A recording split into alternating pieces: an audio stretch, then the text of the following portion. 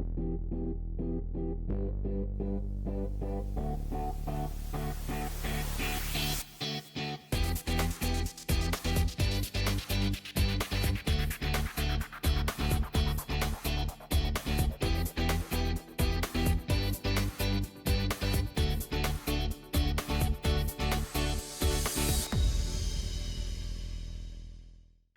and welcome to the Tech with Heart show. I am your host, Michelle Calloway. Tech with Heart is all about empowering entrepreneurs to embrace technologies and systems and strategies that are going to help them stay competitive and relevant in a very rapidly changing digital environment. And so when small business owners are learning how to embrace tech, they're also learning how to grow their teams. And one of the simplest models in order to grow your team is to hire virtual assistants, people that are trained to do the things that you need in your business, but you don't necessarily need to hire them as employees. And they're hired as independent contracting professionals.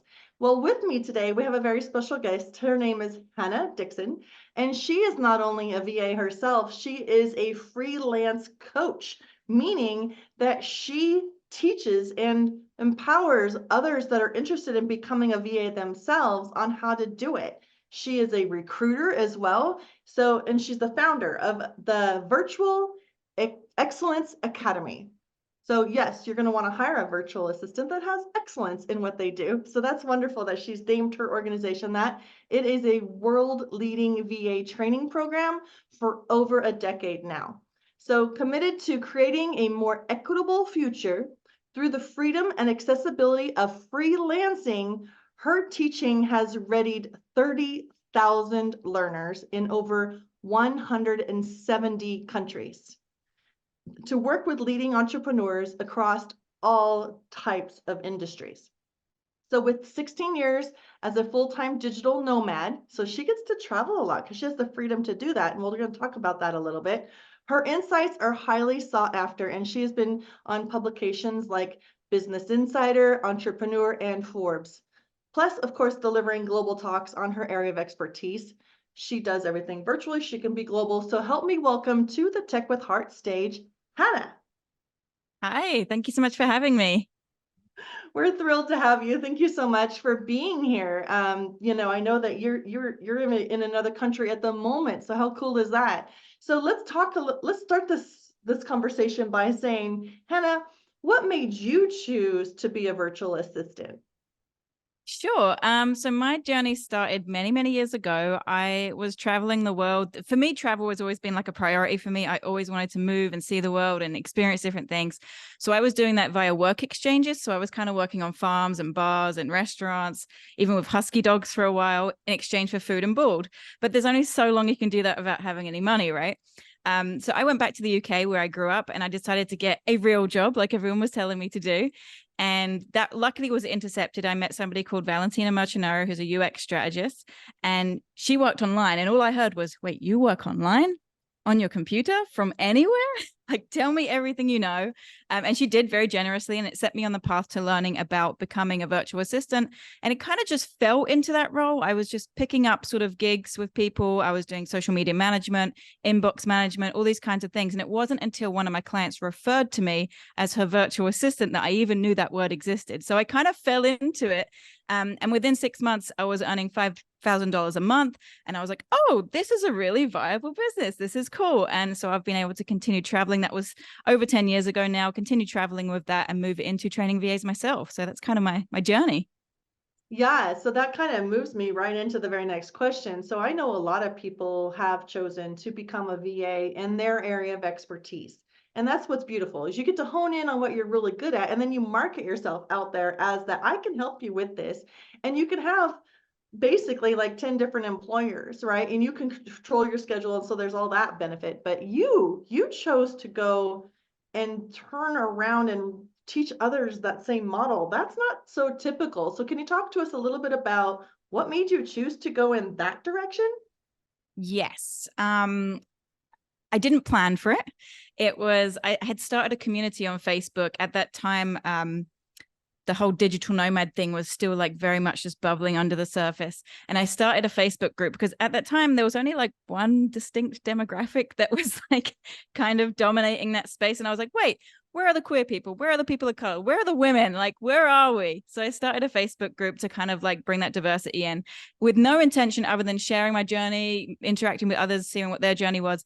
And people were interested in the virtual assistant field. They just started asking me questions about it. And so from their feedback, I threw together a free 5-day course, which I still run to this day. Turned out people got results and got jobs from it and landed clients left, right, and center. And that kind of just, snowballed from there into what is now the Virtual Excellence Academy. So I didn't intend on it, but it moved that way very nicely. And it figured that people enjoyed how I taught, and I kind of just got better at it over time, I guess.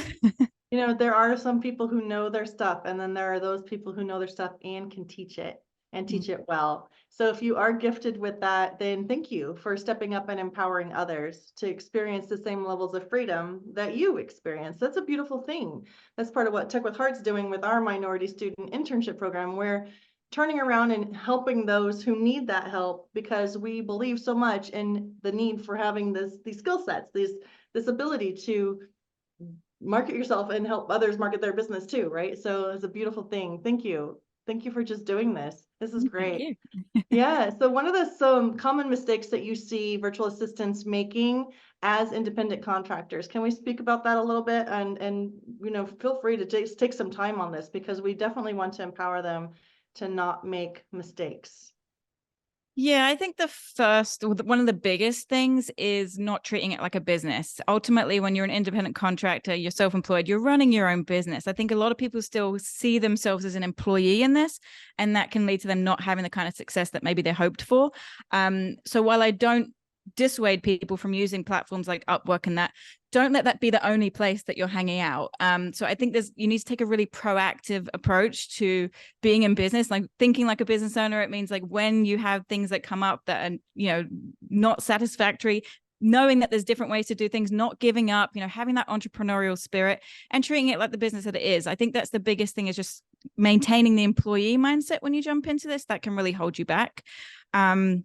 And obviously, there's loads of things that you can do to counter that. I think having community that understands the path that you're on is really important.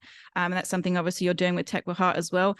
I think that it's so easy for us to sort of feel bad about ourselves when we're doing something different, when other people judge us who aren't doing something different, So anytime you try anything different in the world, people are going to judge you. People are going to say things. People are not going to understand. So that's why it's so important to have people around you that understand and can lift you up, and you can, take from them their journey and give back to them as well. So I think that community is incredibly powerful on a journey like this. And then I think another thing would be posting and ghosting, I call it. So, kind of putting yourself out there saying, I'm open for business, and then just disappearing and hoping that people will come through your digital doors. It doesn't work like that. There is a level of consistency, showing up, letting people know that you're dependable, you're in business, you have a portfolio, you have a link in your bio, whatever platforms that you're choosing to show up on, letting people know how they can contact you. But I think mostly it's just that knowing you're in business, right? If you posted 2 years ago saying open for business, never again, then people are probably going to think you gave that up. So that's something I see a lot of people doing, which obviously is a discredit to them. What else? What are some of the big things that people shouldn't be doing, or that can sort of hinder their progress? Can I ask a question about the sensing their value and their worth and figuring out what to charge? Can we talk about that a little bit? Yeah, that's a really big one. Thanks for bringing it up. I think is what people can get discouraged with those platforms I mentioned before, Upwork and whatnot, because you are competing with, a lot of lowball rates on there, and that can really, really put a dampener on the journey.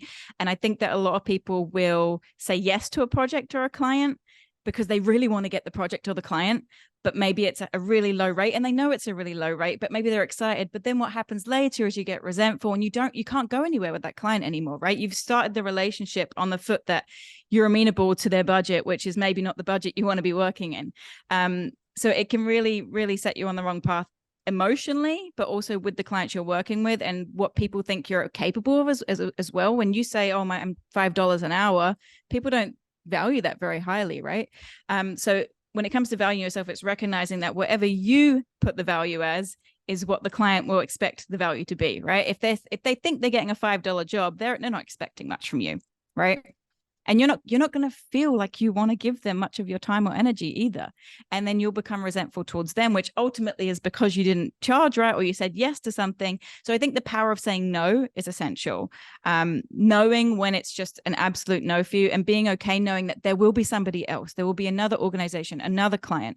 I think a lot of people get scared, like, well, I have to say yes because there's a lot of people hiring. In fact, this whole, the whole job market right now is moving towards freelancing. People are picking up freelancers from huge corporations all the way down to individual solopreneurs. There is space for you in the market. And knowing that it's okay to say no is really, really powerful. But yeah, I think a lot of people do undervalue themselves, not charge their worth. And I think, there's going to be variations on the rates that you put out there. And I understand that.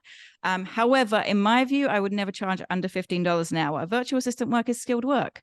And then that's like for entry level. Then you're looking up to like $50 plus an hour for the more advanced stuff. So keep that in mind as well, that if you're going under $15 an hour, you're probably falling under the range where you probably don't want to be there. Being able to do business online is crucial for survival, especially during times of social distancing. So how do you survive and thrive in the sea of digital noise? It's a lot like fishing. You need to know who your perfect customer is so that you can use the right kind of lure to attract them. We help you catch your perfect customer and retain them for future sales through highly converting websites, influencer mobile apps, getting you featured in the news and on TV. Hi, my name is Jerry Bowden, U.S. Army veteran and president of Revealio Software Solutions. Our goal is to help you rise above the competition, be seen as an expert authority in your industry, and embrace technology to stay competitive for long-term success. It's more affordable than you may think. So reach out to us at Revealio.com, and together we will make your business come alive. Yeah, we actually encourage our small business audience on a regular basis to figure out what their unique value proposition, what is their unique differentiator, right? We need to help better understand why anybody should choose you. And the hourly rate thing is never the thing that they should be choosing it based on. Yes. So that is something you need to understand, how to price yourself competitively, but you also need to, if you're going to ask a little bit more than all the other schmoes, right? And there's so many people out there offering these services. How do you uniquely differentiate yourself to help people that are searching for you understand why you are asking for more?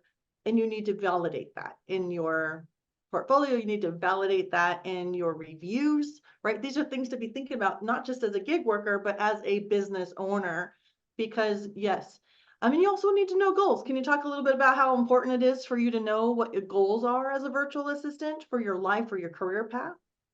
Absolutely. I think that ultimately your goals, or your why, whatever you want to call it, I like to call it the why, that's the motivation for doing this in the first place. So for me, it's to be able to travel, it's to be able to support my family, it's to be able to, have time freedom. I think that is, for me, that's my goal. And so if I didn't have that goal, I don't know why I'd be doing this. I'd probably go get a 9 to 5 and probably be miserable, if I'm honest. So having something in mind that you're working towards, whether that's a lifestyle goal or a money goal, and if it is money, that's okay. Like, I want to just say that money is an okay goal to have, because money gives you freedom, money gives you time, money gives you the ability to give back. So having that in mind is going to keep you motivated, because you are going to have down days. It doesn't matter what kind of career you're in. You're going to have times where it kind of sucks a little bit. Will it suck less than a 9 to 5 doing something you don't like for somebody you don't like? Yes, of course, it's going to be a lot better than that. But there will be those down days, and keeping that motivation up, especially in the entrepreneurial field, is really essential, because being an entrepreneur, it's hard. It is hard. It comes with a lot of hardness. It comes with a lot of hardness is a weird word to use, but you know what I mean? It comes with difficulties. It comes with, again, outside judgment. It comes with imposter syndrome. It comes with all these kinds of things. So knowing why you're doing this and having a really solid motivation is essential in my view. Exactly. Yeah, you definitely need community around you for that, because it is like a roller coaster ride. When you're on the highs, it feels amazing. But then there's also this like freak out moment where you're thinking at any moment it could just come crashing down. So yeah, definitely get to the point where you're just able to be a lot more even keel, because you've got that expertise under your belt. You've got the community around you that's that's why we have our student internship program, is because we know mentorship is so valuable. Hang out with those who've been doing it for quite some time and ask questions and learn from them how to manage your expectations, how to set yourself up for success in so many different ways. It's not just financial success, business success, it's emotional success, spiritual success, just there's a lot to it. We are complex human beings, and it's not just one thing. I love that you brought that up. In our program, we actually really focus on like taking a holistic view. So every month we have self-care sessions where we come and we talk about things like, imposter syndrome or fear of failure or fear of success. That's another big one. So we recognize that you can't just start a business and think, well, this is the A to Z of tasks you have to do. There is this mental process you need to go through as well. So I'm glad you brought that up. Yeah, the next question I was going to ask you, like, what are some of the pros and what are some of the cons of being a virtual assistant? And maybe you can even throw in some tips on the traveling part, because I know that that's a mega pro, but I know that there's also cons that come with just that one thing. But go ahead. Totally. So some of the prawns. I said pros and cons at once. Prawns. Some of the pros.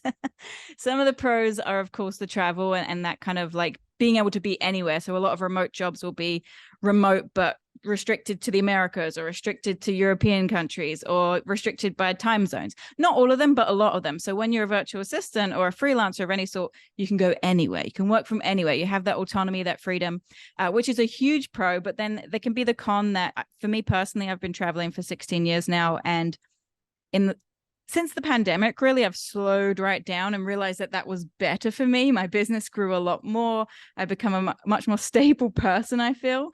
So I think that there is this desire, of course it exists in everyone. We all want to see the world. We want to adventure, at least for the most part. I feel a lot of us have that. And we can get into this state of like FOMO, like, oh, there's this event happening here, or there's this meetup and I'm not going to.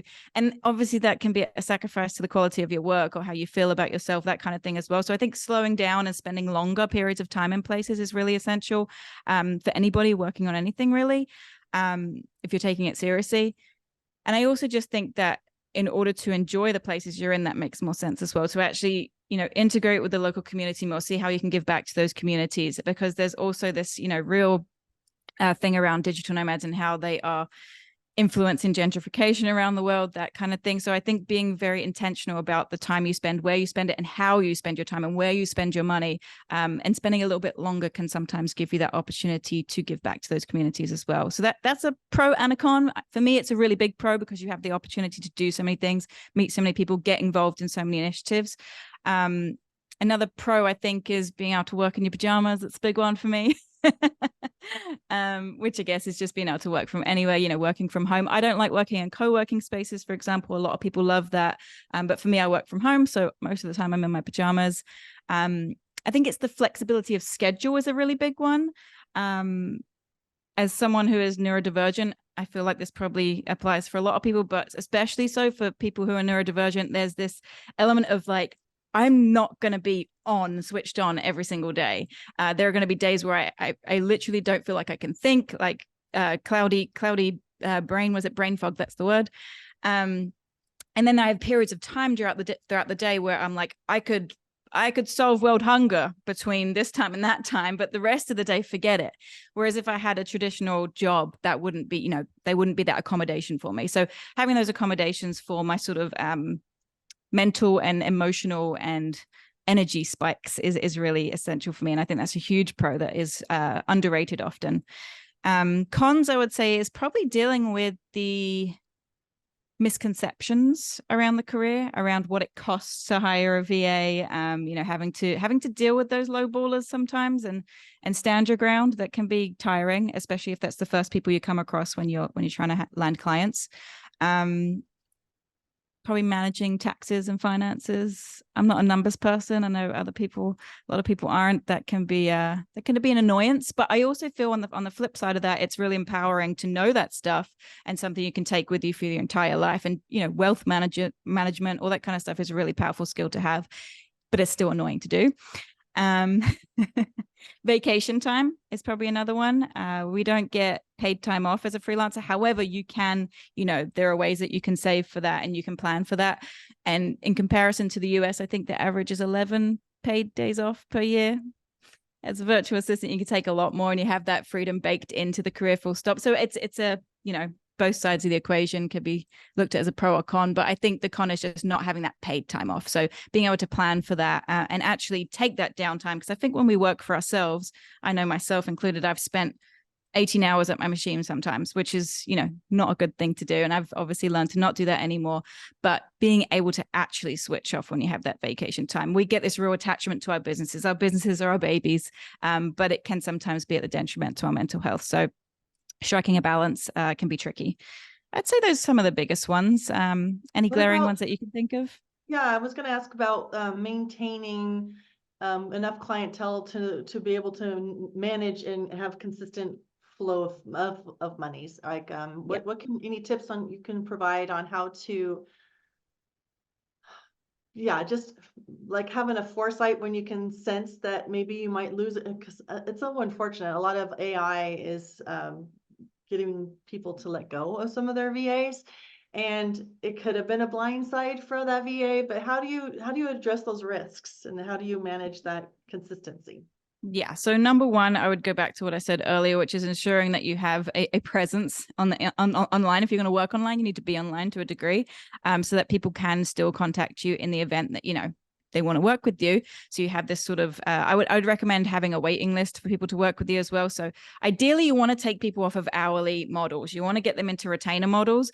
And for me, the ideal scenario is 3 to 6 clients, because that's like a nice manageable amount of people where you're not sort of spreading yourself too thin in terms of like all these different types of businesses who are paying you a consistent amount every month. Ideally, couple of grand a month. You can get into a place where you're making 10 grand a month with just 4 clients, for example, only working a few hours a week with them. Now, the thing that I like about this is that compared to perhaps a 9 to 5 or a normal job, is that if you lost your job, you lose all your income immediately. If you have retainer clients, a multitude of retainer clients paying you a nice healthy sum of money each month, you lose one, it's very unlikely to lose them all at once. So you've still got this security here, and then the space and time to find another client.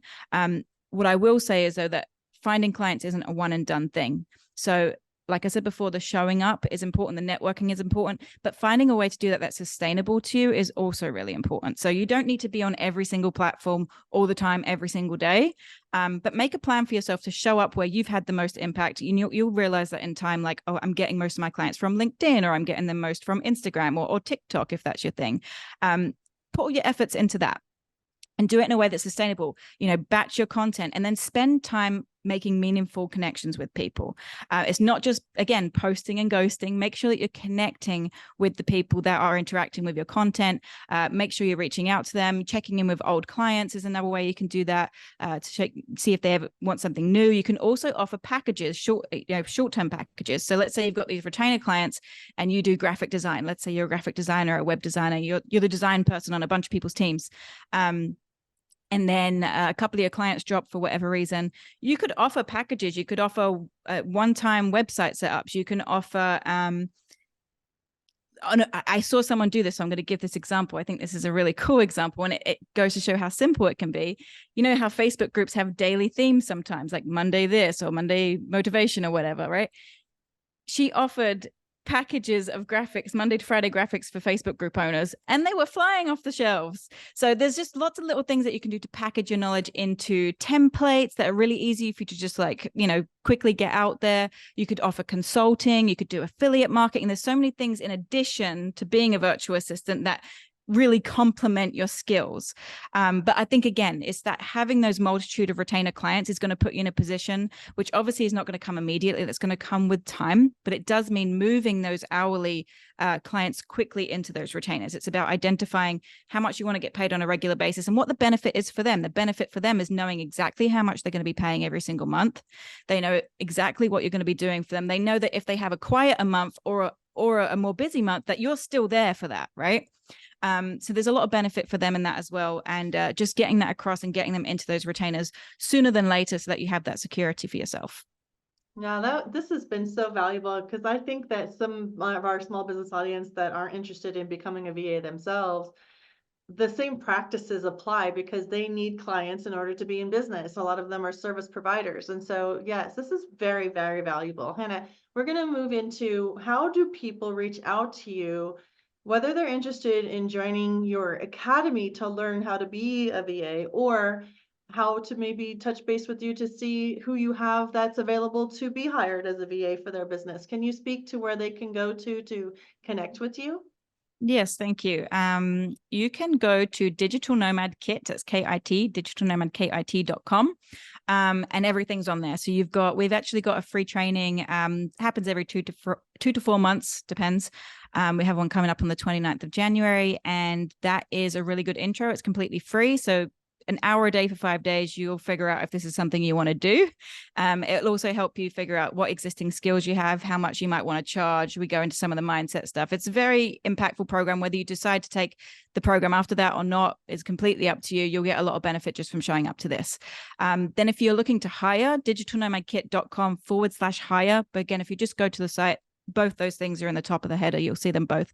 You can fill out a form. There's a way to get your job ad in front of our trained virtual assistants. It's totally free, so you can do that as well. Awesome. And just let them know that you heard about them on the Tech with Heart show. And if you would please just share a thought or a phrase that you would like to leave impressed upon those that are tuning in right now to help them maybe believe in themselves, or I don't know, just something inspirational, maybe. Sure. So I'll just go with my go-to phrase, which is kind of my mantra, my thing that I always repeat to people, is that stop applying for jobs, start creating opportunities. And ultimately, I think it speaks for itself, but you can apply for those jobs too, but be proactive in finding things and finding ways for yourself to fit into the market. Kind of what you said earlier about finding your unique angle, create those opportunities for yourself. If you adopt that kind of mindset, you'll go very far. Well, thank you so much. Yes, if you are tuning in right now and you are a small business owner who wants to be around a community where you can grow alongside one another, but you want to hang out with innovative folks, heart-centered folks, people who really believe in the value of human connection, then Tech with Heart community is for you. You can go to techwithheartnetwork.com and you can join our community for free, or you can join in at a higher level and get your business listed in our directories.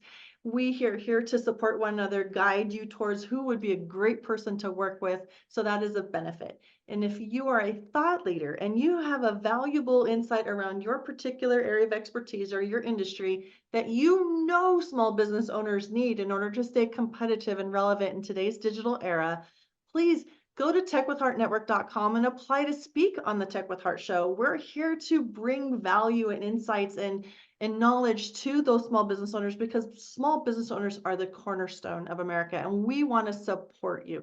Whether you're tech savvy or not, we want to support your growth. So thank you for tuning in here today. We know that you can do this. You can embrace technology. It is possible. We're here to help and guide. Here's to your success.